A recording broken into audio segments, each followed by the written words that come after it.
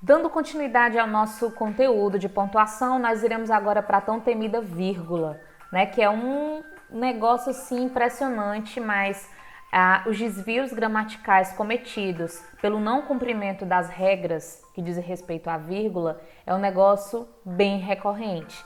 Então, quando é que eu vou utilizar a vírgula? Para que ela serve dentro do meu texto? Eu separei aqui algumas regras principais no que diz respeito à vírgula e vou focar também ali, vou dar uma ênfase maior nas regras que vocês utilizam com mais frequência dentro da redação de vocês, tá?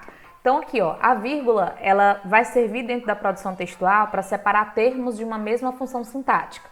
Como assim? A gente está estudando isso, né? A gente está estudando os termos da oração, as funções sintáticas desses termos. Então, não vai ser tão difícil de entender. A casa tem 3 quartos, 2 banheiros, 3 salas e um quintal. A casa tem o quê, pessoal? Tem 3 quartos, 2 banheiros, 3 salas e um quintal.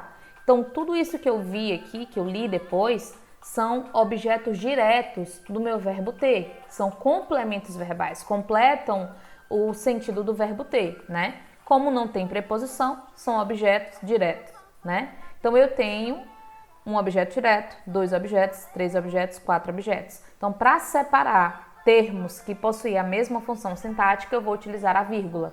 E no último termo, eu tenho aí a opção de colocar uma conjunção aditiva, a conjunção aditiva e. Eu tenho isso, isso, isso e isso. No último termo, eu posso colocar a conjunção. Ou eu posso colocar a vírgula. O que eu não posso? Colocar uma vírgula aqui e depois colocar a conjunção e. Isso eu não posso, tá? Ou eu coloco a conjunção e, ou eu coloco simplesmente a vírgula. Alice, Roberto e Raimundo foram ao clube. Quem foram ao clube, pessoal? Alice, Roberto e Raimundo. Então, eu tenho três termos que funcionam como sujeito dessa oração. Então, Alice, vírgula, separando aqui esses termos que exercem a mesma função sintática. Alice, vírgula, Roberto e Raimundo foram ao clube. O último, eu posso colocar a conjunção e ou eu posso colocar a vírgula, tá? Mas se eu colocar a conjunção e, se eu optar por colocar a conjunção e, eu vou esquecer a vírgula nesse último termo aqui, ok? A vírgula também serve dentro do meu texto para isolar ou apostos ou vocativos, né? Dependendo da minha necessidade, dependendo do meu texto.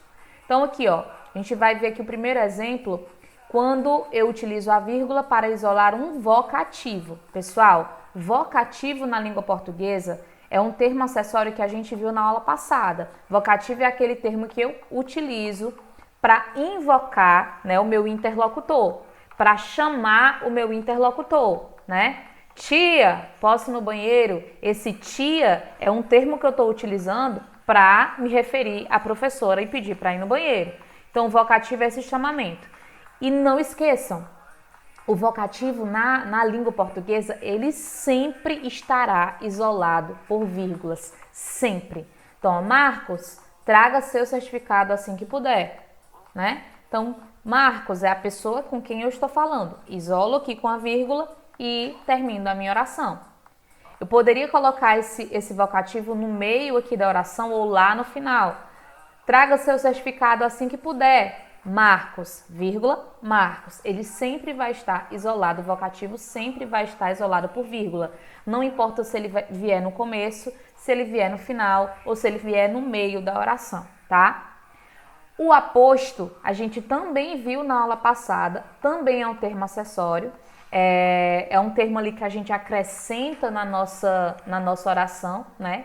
E ele pode ser retirado da oração e não vai causar tanto prejuízo assim na estrutura da oração, ele não causa, só uma informação a mais. Então aqui, ó, peguei um exemplo tirado aí de uma das redações de vocês, que é muito comum vocês utilizarem, né? Que serve até como detalhamento aqui, ó, da intervenção. Portanto, cabe à Secretaria da Educação do Estado do Ceará, instância máxima da educação cearense, ou seja, esse termozinho aqui que está isolado por vírgula é um aposto explicativo da Secretaria de Educação. Eu estou utilizando esse termo instância máxima da educação cearense para explicar o que é a Secretaria de Educação do Estado do Ceará. Então, isso é um aposto explicativo. o aposto ele também precisará estar isolado por vírgula. Então, se você opta em fazer esse modelozinho aqui lá na intervenção de vocês, já é lembrando que vai ter que estar entre vírgulas, ok? A vírgula também vai servir para isolar uma expressão explicativa, que a gente costuma utilizar muito no nosso texto. Coloca lá uma informação, quer explicar melhor essa informação e utiliza isto é, né? Se eu optar por utilizar essa expressão explicativa, eu vou ter que colocar entre vírgulas. O amor, isto é, o mais forte e sublime dos sentimentos humanos tem seu princípio em Deus. Então, eu estou utilizando isto é como uma expressão para explicar melhor o termo anterior. E isso daqui tem que estar entre vírgulas, tá? Se eu não colocar vírgula ou se eu colocar apenas uma, vai estar errado, vai ser contado como um desvio, tá certo? Assim como, por exemplo, se você quiser colocar também um por exemplo dentro do seu texto, você também vai ter que colocar isolado aqui com vírgulas, tá? Vírgula antes e vírgula depois. Eu vou usar a vírgula também para separar orações coordenadas assindéticas. A gente ainda não viu o conteúdo de análise sintática do período composto, né? Que é isso daqui, basicamente isso daqui. Mas já antecipando para vocês, orações coordenadas são orações independentes. São orações que não dependem de uma outra oração para poder fazer sentido, são orações independentes. Assindéticas é quando eu não apresento conjunção, quando eu não coloco nenhum conectivo, tá? Então, se eu optar por não colocar nenhum conectivo, eu vou colocar a vírgula. O tempo não para no porto, vírgula, não apita na curva, vírgula, não espera ninguém. O tempo não para no porto, o tempo não apita na curva, o tempo não espera ninguém. Eu poderia colocar conectivos aqui, mas como eu não coloquei, eu vou isolar, né? Eu vou separar essas orações coordenadas com a vírgula. O tempo não para no porto, assim como não apita na curva e não espera por ninguém. Eu poderia colocar os conectivos, mas como eu optei não colocar, preciso colocar a vírgula, tá? Porque se eu não colocar, vai dar aí também um desvio e vai ser contabilizado na competência 1, na redação de vocês. Eu vou utilizar a vírgula também, pessoal, para separar termos que estão deslocados da sua posição normal da frase. Vamos lembrar que titia falou já, né? Deixa eu ver aqui se eu consigo... beleza. Que titia falou em sala de aula, quando a gente estava começando a estudar sobre a análise sintática, que normalmente as orações elas seguem uma ordem direta, né? Sujeito mais verbo mais complemento, que eu também gosto de chamar de o resto. Porque pode ser um complemento, pode ser um predicativo, pode ser um adjunto adverbial, o que vier depois do verbo, né? Então aqui a ordem direta, sujeito, verbo e complemento. Quando acontece de eu deslocar, né, alguns termos, há necessidade de colocar a vírgula, né? Nesse deslocamento, colocar a vírgula. Por exemplo, o documento de identidade você trouxe? Isso aqui está deslocado, porque na ordem direta seria você trouxe o documento de identidade? Como eu desloquei, vírgula, tá? O adjunto adverbial deslocado, eu coloquei até um asteriscozinho aqui, porque é necessário uma atenção especial a essa parte, porque vocês utilizam muito na redação de vocês, tá?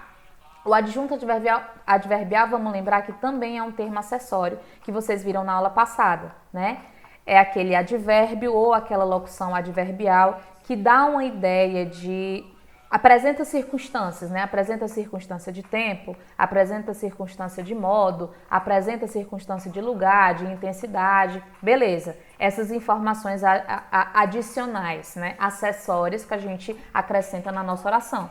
Então vamos aqui, ó, pessoal. A gente precisa ter uma atençãozinha maior a esse adjunto adverbial. Por quê? Quando o meu adjunto adverbial está deslocado, eu tenho a vírgula no seu sentido obrigatório ou eu tenho a vírgula no sentido facultativo.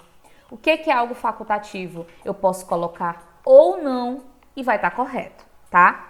Então, quando é que um adjunto adverbial deslocado exige a obrigatoriedade da vírgula? Quando ele é considerado um adjunto adverbial longo. Quando é que ele é um adjunto adverbial longo? Quando eu tenho ali 3 ou mais palavras que formam esse adjunto adverbial, tá? Lembrando aqui, pessoal, ó, a internet vem ganhando cada vez mais espaço nos dias atuais. Isso aqui seria a ordem direta. Sujeito, verbo e o resto, e o complemento. Normalmente o adjunto adverbial, a ordem dele, né, dentro aqui da ordem direta, é no final da oração. Normalmente ele vem aqui no finalzinho, normalmente. Então, quando ele vai lá para o início da frase, a gente costuma dizer, né, que ele está deslocado. Então, aqui nos dias atuais, é um adjunto adverbial que me dá uma ideia de tempo. Quando, nos dias atuais, me dá uma ideia de tempo. Ele está deslocado porque o lugar dele seria aqui no final da frase, mas ele está no começo, tá? E a vírgula ela vai ser obrigatória porque ele é um adjunto adverbial longo e deslocado, tá? Adjunto adverbial longo quando eu tenho 3 ou mais palavras formando esse adjunto adverbial. Se você reparar aqui no outro exemplo que eu trouxe, eu tenho o atualmente. Atualmente a internet vem ganhando cada vez mais espaço. Nos dias atuais e atualmente não é a mesma coisa? É a mesma coisa, é um adjunto adverbial de tempo, né? Que faz referência ao presente. Nos dias atuais, atualmente é a mesma coisa. Agora, por que a vírgula ela vai ser facultativa e ela não vai ser obrigatória? Porque esse adjunto adverbial, ele é considerado curto porque eu só tenho uma palavra. Só tenho uma palavra formando ele. Então, quando eu tenho um adjunto adverbial e ele é curto e está deslocado, a vírgula ela é facultativa. Se ele for longo, a vírgula vai ser o quê? Obrigatória, tá?